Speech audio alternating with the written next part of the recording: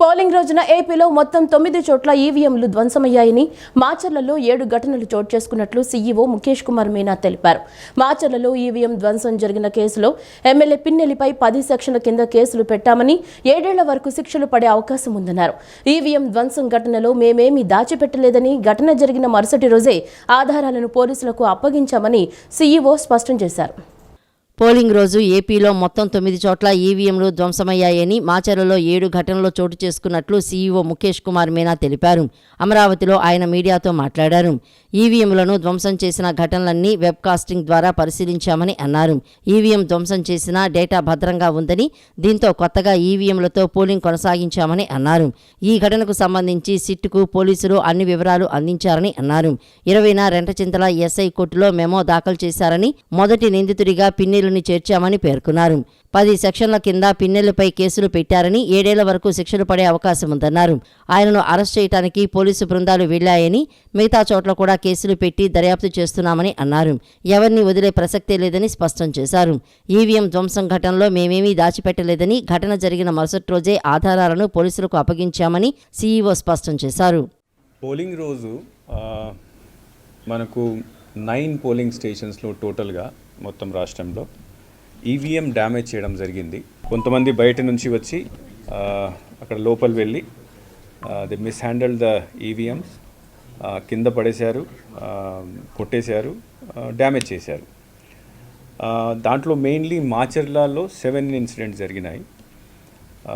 మాకు 12:30 ఆ రోజు 12:30 నుంచి 1:30 వరకు ఎన్ని ఇన్సిడెంట్స్ జరిగినాయి. దాంట్లో ఒక ఇన్సిడెంట్లో పోలింగ్ స్టేషన్ నెంబర్ 202లో, తర్వాత మిగతా అన్ని పోలింగ్ స్టేషన్ సంబంధించి మనము సీసీ కెమెరాస్ అక్కడ పెట్టడం జరిగింది, అంటే వెబ్ కాస్టింగ్ చేయడం జరిగింది. ఈ వెబ్ కాస్టింగ్ యాక్చువల్లీ దీనికి మెయిన్ ఉద్దేశం అంటే అక్కడ జరుగుతున్న ఇఫ్ ఎనీథింగ్ ఈజ్ హ్యాపెనింగ్, అంటే బయట వాళ్ళు లేకపోతే లోపల పోలింగ్ స్టేషన్లో పనిచేసిన వాళ్ళు, పోలింగ్ ఆఫీసర్స్ ఎలా పని చేస్తున్నారు, కరెక్ట్గా చేస్తున్నారా లేదా, పోలింగ్ సరిగ్గా జరుగుతుందా లేదా, తర్వాత బయట నుంచి వచ్చి ఎవరైనా గొడవ చేస్తున్నారా లేదా, ఇవన్నీ దాంట్లో రికార్డ్ అవుతాయి. సో స్పెషలీ మాచర్లలో మేము 100% వెబ్ కాస్టింగ్ పెట్టడం జరిగింది. బికాజ్ అక్కడ ముందు నుంచి కొన్ని అల్లరి ఏదో జరుగుతాయి, we are having some apprehension. So ఈ అన్ని పోలింగ్ స్టేషన్స్ ఎక్కడెక్కడ ఈ ఇన్సిడెంట్ జరిగినాయి ఆ వెబ్ కాస్టింగ్ రికార్డ్ చేయడం జరిగింది.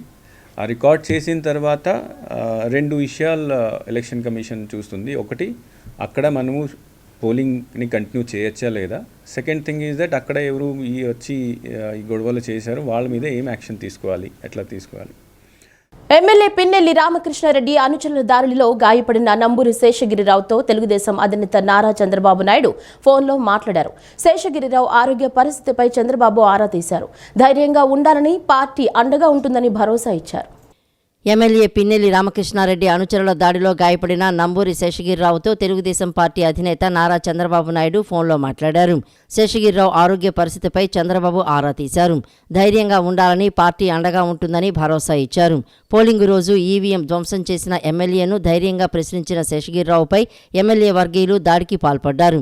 ఈ ఘటన తర్వాత శేషగిరిరావు అజ్ఞాతంలోకి వెళ్లిపోయారు. తాజాగా సిట్ విచారణలో ఎమ్మెల్యేపై కేసు నమోదుతో అజ్ఞాతం వీడి బయటకు వచ్చి దాడి ఘటన వివరాలు వెల్లడించారు. దాడి విషయం తెలుసుకున్న చంద్రబాబు శేషగిరిరావుతో ఫోన్లో మాట్లాడి అభినందించారు. పల్నాడు జిల్లా మాచర్లలో పథకం ప్రకారమై వైకాపా ఎమ్మెల్యే పిన్నెల్లి రామకృష్ణారెడ్డి దాడులకు పాల్పడ్డారని తెదేపా అభ్యర్థి జూలకంటి బ్రహ్మారెడ్డి ఆరోపించారు. ఎన్నికల నిబంధనలు ఉల్లంఘించిన పిన్నెల్లిపై అనర్హత వేటు వేయాలని బ్రహ్మారెడ్డి డిమాండ్ చేశారు. ఈవీఎం ధ్వంసం చేసిన పిన్నెల్లిపై చర్యలు తీసుకోవాలంటూ డీజీపీకి తెలుగుదేశం పార్టీ నేతలు దేవినేని ఉమా, వర్ల రామయ్య తదితరులు నిన్న వినతి పత్రం ఇచ్చారు. పాలవాయి గేటులో మొదటి నుంచి చివరి వరకు అన్ని ఘటనలకు ఎమ్మెల్యే పిన్నెల్లి రామకృష్ణారెడ్డే బాధ్యుడని అన్నారు. ఈవీఎం ధ్వంసం చేస్తుండగా అడ్డుకునేందుకు ప్రయత్నించిన శేషగిరిరావుపై రౌడీలతో దాడి చేయించడం దుర్మార్గమన్నారు. పోలింగుకు ముందు, ఆ తర్వాత నియోజకవర్గంలో ఏ చిన్న ఘటన జరిగినా అందులో ఎమ్మెల్యే ప్రమేయం ఉందని ఆరోపించారు. దాడులు చేస్తామని పిన్నెల్లి ముందే చెప్పాడని, ఆ విధంగానే దాడులకు పాల్పడ్డాడని పేర్కొన్నారు. పోలీసులకు సవాల్ విసిరి ఎన్నికల వ్యవస్థను అపహాస్యం చేసిన ఎమ్మెల్యేపై చట్ట ప్రకారం చర్యలు తీసుకోవాలని డిమాండ్ చేశారు. దాని మీద డీటెయిల్డ్గా సంబంధిత ఎస్పీకి, శేషగిరి గారికి రక్షణ విషయంలో ఎస్పీకి ఆదేశాలు ఇస్తా అన్నారు.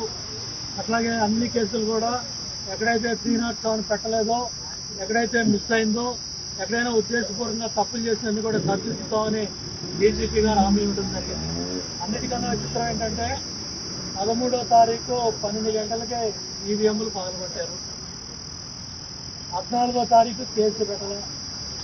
15వ తారీఖు వీఆర్ఓ కేసు పెట్టాడు. ఏమని? గుర్తు తెలియని వ్యక్తులు ఈవీఎంలు పగలగొట్టారని.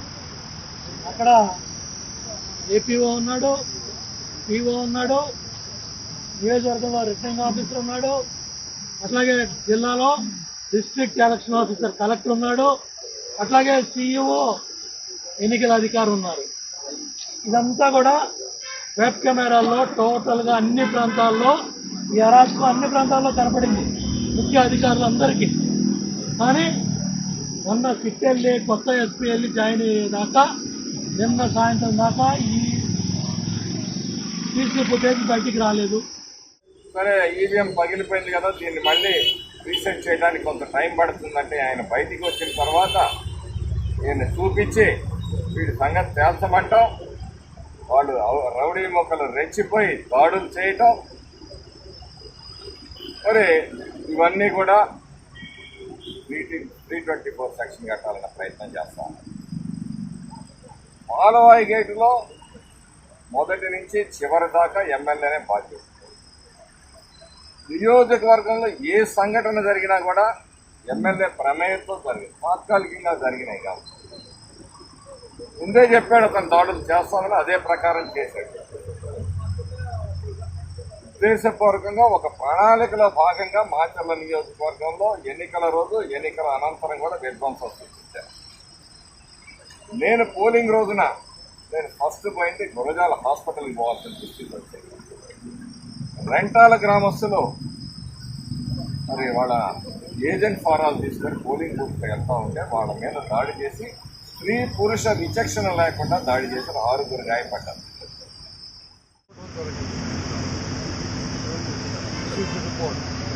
పెద్దలు శ్రీ దేవినేని ఉమామేశ్వరరావు, అలాగే మాచర్లలో పోటీ చేసి అతని అరాచకాన్ని ధైర్యంగా ఎదుర్కొంటున్న సోదరుడు తమ్ముడు బ్రహ్మారెడ్డి గారు, అలాగే పెద్దలందరం కూడా వెళ్ళి కలవటం జరిగింది. చెప్పామని వివరాలు చెప్పాం, మొట్టమొదటి నుంచి చెప్పాం. జగన్మోహన్ రెడ్డి ముఖ్యమంత్రి అయిన దగ్గర నుంచి ఇతను ఎమ్మెల్యేగా ఎలా వ్యవహరించాడు, మాచర్లను ఎలాగా తన సొంత సామ్రాజ్యంగా చిత్రీకరించుకున్నాడు. అతను ఉండగా అక్కడ ఎమ్మెల్యేగా ఎస్పీతో పని లేదు పోలీస్ అధికారులకి, డిఎస్పీతో పని లేదు పోలీస్ అధికారులకి, ఎమ్మెల్యే ఉన్నాడు చాలు. కలెక్టర్లతో పని లేదు తహసీల్దార్లకి, మా ఎమ్మెల్యే ఉన్నాడు చాలు. ఆర్డీఓతో పని లేదు తహసీల్దార్లకి, మా ఎమ్మెల్యే ఉన్నాడు చాలు. ఇలాగా ప్రభుత్వ యంత్రాంగం అంతా కూడా ఆ ఎమ్మెల్యేకి బాధాక్రాంతమైంది. మాచర్లలో చాలా చోట్ల టీడీపీ నేతలు రిగ్గింగ్ చేశారని వైఎస్ఆర్సీపీ ఎమ్మెల్యే కాసు మహేశ్వర్ రెడ్డి మండిపడ్డారు. పిన్నెల్లి గెలుపును ఎవరు ఆపలేరని, దీనిపై ఎంతవరకైనా పోరాటం చేస్తామన్నారు. పిన్నెల్లి తప్పు చేశారని టీడీపీ ప్రచారం చేస్తోందన్నారు. మొత్తం వీడియో బయట పెడితే అసలు వాస్తవాలు బయటకు వస్తాయన్నారు. ఒకటే వీడియో ఎందుకు రిలీజ్ చేశారని ప్రశ్నించారు. రిగ్గింగ్ జరిగిందని చెప్తుంటే ఎందుకు వీడియో రిలీజ్ చేయటం లేదు అంటూ కాసు మహేశ్వర్ రెడ్డి ప్రశ్నించారు. వైఎస్ఆర్సీపీ ఎమ్మెల్యే కాసు మహేష్ రెడ్డి నిన్న మీడియా సమావేశం నిర్వహించారు.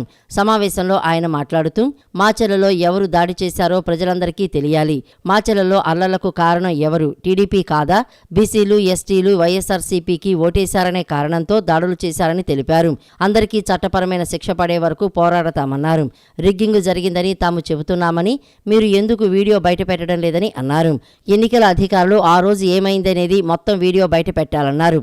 ఈవీఎం ధ్వంసం ఘటనకు ముందు 2-3 గంటల వీడియో బయట పెట్టాలన్నారు. మమ్మల్ని హౌస్ అరెస్ట్ చేసి టీడీపీ నేతలు రిగ్గింగ్ చేశారు అని కాసు మహేష్ రెడ్డి చెప్పారు. దాడులకు సంబంధించి ఈసీ పూర్తి వీడియోలు బయట పెట్టాలన్నారు. 7 చోట్ల ఈవీఎంల ధ్వంసం జరిగిందని ఈసీనే చెబుతోందని, మాచర్ల వీడియోను మాత్రమే బయటపెట్టారని తెలిపారు. మిగిలిన వీడియోలను ఎందుకు బయట పెట్టడం లేదని ప్రశ్నించారు.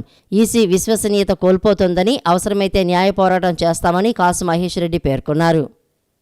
4 సార్లు మాచర్లలో గెలిచిన వ్యక్తి పిన్నెల్లి రామకృష్ణారెడ్డి గారు. తెలుగుదేశం అధికారంలో ఉన్నప్పుడు, జగన్మోహన్ రెడ్డి గారు ముఖ్యమంత్రిగా ఉన్నప్పుడు కాదు, తెలుగుదేశం చంద్రబాబు నాయుడు గారు అధికారంలో ముఖ్యమంత్రిగా ఉన్నప్పుడు అక్కడ జనబలంతో గెలిచిన వ్యక్తి రామకృష్ణారెడ్డి గారు. ఎటువంటి తప్పులు లేకుండా సక్రమంగా జరిగినప్పుడే ప్రజాబలంతో గెలిచాడు. ఈరోజు ఎందుకు గెలవకుండా ఉంటాడు ఆలోచించండి. ఈ రోజున ఒక ఈవీఎం వీడియో తీసుకొచ్చి పిన్నెల్లి రామకృష్ణారెడ్డి గారు ఇరగొట్టాడు, ఆయన తప్పు చేశాడు అని ఎత్తు చూపుతున్నారు. సరే, ఆ ఘటన పక్కన పెడదాం. ఎలక్షన్ కమిషన్ వారు దాదాపు 7-8 చోట్ల ఈ ఈవీఎం మెషిన్లు ఇరగొట్టారు, వాళ్ళ మీద కేసులు పెట్టాము అని చెప్తున్నారు. మరి ఆ వీడియోలు ఎందుకు బహిర్గతం చేయట్లేదు? ఎందుకు ఒక్క వీడియోనే బయటకు వస్తుంది? ఎందుకు తెలుగుదేశం ఇరగొట్టిన వీడియోలు లేదు? అన్ని ఏది అయితే కంప్లైంట్స్ వచ్చినాయో ఇటు వైఎస్ఆర్సీపీ తరఫున కావచ్చు, అటు టీడీపీ తరఫున కావచ్చు, ఎందుకు ఆ వీడియోలు మీరు బహిర్గతం చెయ్యరు? అసలు వీడియో కెమెరాలు పెట్టింది ఎందుకు బూతుల్లో? ఏమన్నా తప్పులు జరిగితే తెలుసుకోవడానికి. ఆ తప్పులు జరిగినాయని గత 10 రోజుల నుంచి ఘోషిస్తున్నాం. తాడిపత్రిలో జరిగిన అల్లర్లలో తెలుగుదేశం కార్యకర్తలపై అక్రమంగా కేసులు పెట్టారని రాష్ట్ర ముఖ్య ఎన్నికల అధికారికి టీడీపీ నేతలు లేఖ రాశారు. డీఎస్పీ చైతన్య తీరుపై తీవ్ర ఆగ్రహం వ్యక్తం చేశారు. జేసీ అస్మిత్ రెడ్డి ఇంటిపైకి డీఎస్పీ చైతన్య దాడికి పాల్పడి వ్యక్తిగత సిబ్బంది, డ్రైవర్లు, పొరుగు వారిని గాయపరిచారని నేతలు గుర్తు చేశారు.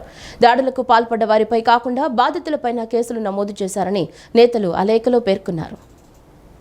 తాడిపత్రిలో జరిగిన అల్లర్లలో తెలుగుదేశం కార్యకర్తలపై అక్రమంగా కేసులు పెట్టారని రాష్ట్ర ముఖ్య ఎన్నికల అధికారికి టీడీపీ నేతలు దేవినేని ఉమామహేశ్వరరావు, మాజీ ఎమ్మెల్సీ దీపక్ రెడ్డిలు లేఖ రాశారు. రాజంపేట డీఎస్పీ చైతన్య ఎవరి ఆదేశాలతో వచ్చి దాడులకు పాల్పడ్డారో అంతుపట్టడం లేదని నేతలు సీఈసీ దృష్టికి తీసుకువచ్చారు.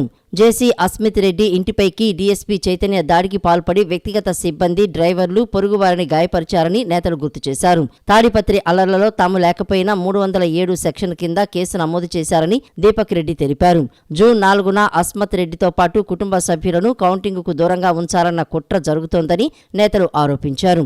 తాడిపత్రి పోలీసుల ఏకపక్ష చర్యను నిలవరిస్తూ హక్కులు రక్షించాలని సీఈసీని కోరారు. పెద్దారెడ్డి తన అనుచరులతో టీడీపీ అభ్యర్థి జేసీ అస్మిత్ రెడ్డి ఇంటిని చుట్టుముట్టి మారణాయుధాలు, బాణాసంచాలు కాల్చి బీభత్సం సృష్టించారని లేఖలో పేర్కొన్నారు. ఎమ్మెల్యే పెద్దారెడ్డి చెప్పింది చేసే వ్యక్తిగా పేరున్న డీఎస్పీ చైతన్య చేసిన ఈ దురాగతం చట్ట విరుద్ధమని అన్నారు. ఎన్నికల కమిషన్ పర్యవేక్షణలో ఉన్న డీఎస్పీ చేసిన ఈ దుర్మార్గ పనులు వ్యవస్థ వైఫల్యానికి నిదర్శనమని నేతలు విమర్శించారు. దాడులకు పాల్పడ్డ వారిపై కాకుండా బాధితులపైన కేసులు నమోదు చేశారని ఆగ్రహం వ్యక్తం చేశారు. నిందితులపై చట్ట ప్రకారం చర్యలు తీసుకోవాలని టీడీపీ నేతలు డిమాండ్ చేశారు. మాచర్లలో ఎమ్మెల్యే పిన్నెల్లి రామకృష్ణారెడ్డి ఈవీఎం, వీవీపాట్లను పగలకొట్టడాన్ని బీజేపీ రాష్ట్ర అధికార ప్రతినిధి భానుప్రకాష్ రెడ్డి తీవ్రంగా ఖండించారు. వైఎస్ఆర్సీపీ నేతల అరాచకాలు, దౌర్జన్యాలపై ఈ ఎన్నికల సంఘం చర్యలు చేపట్టాలని డిమాండ్ చేశారు. రాష్ట్రంలో జరుగుతున్న పరిణామాలు ప్రజాస్వామ్యానికి గొడ్డలి పెట్టు లాంటివని ఆరోపించారు. రాష్ట్రంలో వైఎస్ఆర్సీపీ నాయకుల అరాచకాలు పెరిగిపోయాయని బీజేపీ రాష్ట్ర అధికార ప్రతినిధి భానుప్రకాష్ రెడ్డి ఆరోపించారు. తిరుపతిలో నిర్వహించిన కార్యక్రమంలో వైఎస్ఆర్సీపీ నేతల అరాచకాలు, దౌర్జన్యాల దృశ్యాలు, గోడపత్రికలను బీజేపీ నేతలు ప్రదర్శించారు. దౌర్జన్యాలకు పాల్పడిన వారు ఖచ్చితంగా జైలుకు వెళ్తారని పేర్కొన్నారు. మాచర్లలో వైఎస్ఆర్సీపీ ఎమ్మెల్యే పిన్నెల్లి రామకృష్ణారెడ్డి ఈవీఎంను ధ్వంసం చేయడం దారుణమన్నారు. ఏ పార్టీ అధికారంలోకి వచ్చినా వేట మొదలు పెడతామని తాడిపత్రి ఎమ్మెల్యే పెద్దారెడ్డి చెప్పడం వైఎస్ఆర్సీపీ నేతల అరాచకాలకు అద్దం పడుతోందన్నారు. రాష్ట్రంలో జరుగుతున్న పరిణామాలు ప్రజాస్వామ్యానికి గొడ్డలి పెట్టు లాంటిదన్నారు. తెనాలిలో ఎమ్మెల్యే ఓటరును చెంపదెబ్బ కొట్టడం దారుణమని భానుప్రకాష్ రెడ్డి తెలిపారు. పురంధరేశ్వరిపై సజ్జల, అంబటి వ్యాఖ్యలు సరికావని పేర్కొన్నారు. ఎన్నికల code section 144 CRC, police section 30 అమల్లో ఉన్నందున ఏ ప్రాంతంలో కూడా 4 కన్నా ఎక్కువ మంది ఒక్కచోట గుంపుగా ఉండకూడదని Machilipatnam sub divisional police officer Abdul Subhan సూచించారు. ఎలాంటి అనుమతులు లేకుండా బహిరంగ సభలు, సమావేశాలు, ర్యాలీలు నిర్వహించకూడదన్నారు.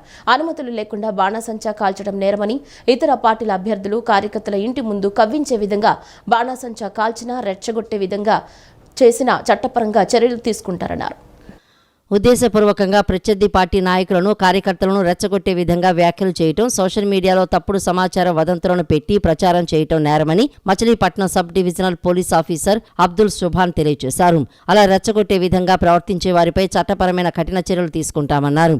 ఉద్దేశపూర్వకంగా సివిల్ తగాదాలను అడ్డుగా పెట్టుకుని చట్ట వ్యతిరేకంగా 2 వర్గాల మధ్య కానీ, 2 పార్టీల మధ్య కానీ గొడవలు సృష్టించి శాంతి భద్రతలకు విఘాతం కలిగించిన వారిపై చర్యలు తీసుకుంటామన్నారు. ప్రభుత్వ మద్యం షాపుల వద్ద బహిరంగ ప్రదేశాల్లో కానీ మద్యం సేవించడం నేరమని పేర్కొన్నారు. ప్రజలందరూ శాంతియుత వాతావరణంలో జీవనం సాగించేందుకు ప్రతి పౌరుడు బాధ్యతగా వ్యవహరించాలని కోరారు. ప్రజలందరూ శాంతి భద్రతల పరిరక్షణలో పోలీసు వారికి సహకరించాలని, రాజకీయ పార్టీ వారు కూడా శాంతి భద్రత విషయంలో పోలీసు వారికి సహకరించాలని కోరారు. ఎవరు కూడా ప్రలోభాలకి లోనయ్యే న్యూసెస్ కానీ వార్తలు కానీ కించపరిచే విషయాలు కానీ ఒకళ్ళకొకళ్ళు మాట్లాడుకోకూడదు. ఎందుకంటే ఈ రెచ్చగొట్టే విధంగా చేస్తే శాంతి భద్రతలకు విఘాతం కలిగిద్ది. కాబట్టి వాళ్ళందరూ కూడా సహకరించాలని కోరుకుంటా ఉన్నాను. అలాగే కౌంటింగ్ అయిపోయిన తర్వాత విజయోత్సవ ర్యాలీలు కూడా ఎవరు చేయకూడదు. ఎందుకంటే మనకి జిల్లా అధికారులు ఒక డేట్ ఇస్తారు. ఆ డేట్లోనే ఎవరైనా గెలిచిన వాళ్ళు విజయోత్సవ ర్యాలీలు చేసుకోవాలి. ఆ కౌంటింగ్ రోజు సందర్భంగా టౌన్లో కానీ మిగతా చోట్ల కానీ ఎక్కడ కూడా ఎటువంటి అవాంఛనీయ సంఘటనలు జరగకుండా పికెట్స్ చేయటము, పెట్రోలింగ్ చేయటము ఇవన్నీ మా ఎస్పీ గారి యొక్క ఆదేశాల మేరకు, ఏలూరు ఐజీ గారి యొక్క ఆదేశాల మేరకు చేస్తూ ఉన్నాము. కాబట్టి ప్రతి ఒక్క పౌరుడు అలాగే రాజకీయ నాయకులు మాకు సహకరించాలని కోరుకుంటా ఉన్నాము. ఉత్తర తమిళనాడు దక్షిణ కోస్తా తీరాలకు సమీపంలో బంగాళాఖాతంలో అల్పపీడనం ఏర్పడినట్లు అమరావతి వాతావరణ కేంద్రం వెల్లడించింది. రాబోయే 2 రోజులు ఇది ఈశాన్య దిశగా కదులుతూ శుక్రవారం ఉదయానికి వాయుగుండంగా, శనివారం సాయంత్రానికి తుపానుగా బలపడి ఈశాన్య వాయువ్య బంగాళాఖాతానికి చేరుకునే అవకాశం ఉందని తెలిపింది. ఉత్తర తమిళనాడు దక్షిణ కోస్తా తీరాలకు సమీపంలో బంగాళాఖాతంలో అల్పపీడనం ఏర్పడినట్లు అమరావతి వాతావరణ కేంద్రం వెల్లడించింది. రాబోయే 2 రోజుల్లో ఇది ఈశాన్య దిశగా కదులుతూ శుక్రవారం ఉదయానికి వాయుగుండంగా, శనివారం సాయంత్రానికి తుఫానుగా బలపడి ఈశాన్య వాయు బంగాళాఖాతానికి చేరుకునే అవకాశం ఉందని తెలిపింది. వాయుగుండం తుఫానుగా బలపడితే దీనికి ఓమన్ సూచించిన రెమాల్ అనే పేరును పెట్టనున్నారు. దీని ప్రభావం రాష్ట్రంపై పెద్దగా ఉండదని, ఒడిశా, పశ్చిమ బెంగాల్ రాష్ట్రాల్లో భారీ వర్షాలు కురుస్తాయని వాతావరణ నిపుణులు అంచనా వేస్తున్నారు. రుతుపవనాల విస్తరణ ఈ అల్పపీడనంపై ఆధారపడి ఉంటుందని చెబుతున్నారు. సముద్రం అల్లకల్లోలంగా మారనున్న నేపథ్యంలో మత్స్యకారులు ఆదివారం వరకు సముద్రంలో చేపల వేటకు వెళ్లకూడదని విపత్తుల నిర్వహణ సంస్థ హెచ్చరించింది. అల్పపీడనం ప్రభావంతో రాష్ట్ర వ్యాప్తంగా గురు, శుక్రవారాల్లో తేలికపాటి నుంచి ఓ మోస్తరు వర్షాలు కురిసే అవకాశం ఉందని భారత వాతావరణ విభాగం సూచించింది. మామిడికాయల ఎగుమతుల కోసం వచ్చిపోయే వాహనాలు, ఎటు చూసిన వ్యాపారులు, కూలీలతో కళకళలాడాల్సిన నున్న మార్కెట్ ప్రస్తుతం వెలవెలబోతుంది. వాతావరణ మార్పులతో మామిడి పంట దిగుబడులు గణనీయంగా పడిపోయాయి. ధరలు ఒకంత ఆశాజనకంగా ఉన్నప్పటికీ కాయ నాణ్యత అంతంత మాత్రంగా ఉండడంతో ఉత్తరాది వ్యాపారులు ఆసక్తి చూపడం లేదు. అంతేకాదు సార్వత్రిక ఎన్నికలు సైతం వ్యాపారంపై ప్రభావం చూపుతున్నాయి. ఇవన్నీ కలగలిసి ఆసియాలోనే అతిపెద్దదైన నున్న మామిడి మార్కెట్పై ప్రతికూల ప్రభావం చూపుతున్నాయి. మామిడికాయల ఎగుమతుల కోసం వచ్చే వాహనాలతో కిక్కిరిసి ఉండాల్సిన ఎన్టీఆర్ జిల్లా నున్న మార్కెట్ చాలా స్తబ్దుగా కనిపిస్తోంది. ఫిబ్రవరిలోనే మామిడి ఎగుమతులు తోటల నుంచి నామమాత్రంగా ప్రారంభమైనప్పటికీ నున్న మార్కెట్లో మాత్రం ఏప్రిల్ నెల 2-3 వారాల నుంచే సరుకు ఎగుమతులు మొదలయ్యాయి. వివిధ రాష్ట్రాల నుంచి వచ్చిన వ్యాపారులు, స్థానిక వ్యాపారులు రైతుల నుంచి మామిడి పండ్లను కొనుగోలు చేసి ఢిల్లీ, రాజస్థాన్, మహారాష్ట్ర, గుజరాత్, లక్నో, కోల్కతాకు ఎగుమతి చేస్తున్నారు.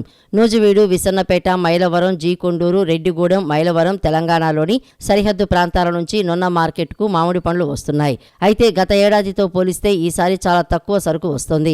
రోజుకి 400 నుంచి 500 టన్నుల వరకు ఎగుమతులు జరిగే మార్కెట్లో ఇప్పుడు కనీసం సగానికి సగం కూడా మామిడి వ్యాపారం సాగటం లేదు. రోజుకి 200 టన్నుల మామిడిని మాత్రమే ఎగుమతి చేస్తున్నారు. ప్రకృతి ప్రకోపాలను తట్టుకొని పంట వేసిన మామిడి రైతులు గత 5 ఏళ్లలో ప్రభుత్వం కొట్టిన దెబ్బకు విలవిల్లాడిపోతున్నారు. బీమా లేక, కవర్లపై రాయితీ రాక, గిట్టుబాటు ధర లభించక అవస్థలు పడుతున్నారు. మామిడి నాణ్యతను పెంచేందుకు ఉపయోగించే ఫ్రూట్ కవర్లకు రాష్ట్ర ప్రణాళిక నుంచి నిధులు ఇవ్వకుండా వారిని మరింతగా కష్టాల్లోకి నెట్టేసింది. చీడపీడలను నివారించే వ్యవస్థ, సరైన మార్కెటింగ్ సదుపాయాలు లేక సాగు ఉత్పత్తిలో దేశంలోనే అగ్రస్థానంలో ఉన్న మామిడి రైతులు దయనీయ పరిస్థితులను ఎదుర్కొంటున్నారు. మరోవైపు నున్న మార్కెట్లో ముఠా కార్మికులకు చేతి నిండా పనులు లేకపోవడంతో డీలా పడుతున్నారు. ఈ వార్తలు ఇంతటితో సమాప్తం. నమస్కారం.